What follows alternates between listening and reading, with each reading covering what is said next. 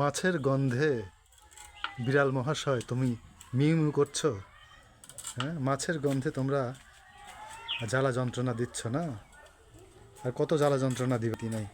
বিড়ালগুলো মাছ কাটতে বসলেই বাস বিড়ালগুলো mu mu করতেই থাকে। তো আজকে কি কি রান্না করতে চাচ্ছ ইলিশ মাছ দিয়ে? ভেবে দিই, ভাবতে ভাবতে তো তোমার বেলা গড়িয়ে বেলা গড়িয়ে যাবে, রান্না করবে কখন? হ্যাঁ, সেটাই তো ভাবছি।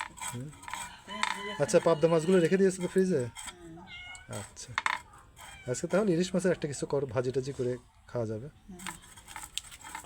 মিউ। এই বিড়ালটা এত ডিস্টার্ব করে, মাছ কাটতে বসলেই চলে আসে, মিউ মিউ করে ডাকতে থাকে, মিউ মিউ করে ডাকতে থাকে। কোত্থেকে যে আসে দুষ্টু বিড়াল, এত মাছ খেতে পারে এরা। শয়তান।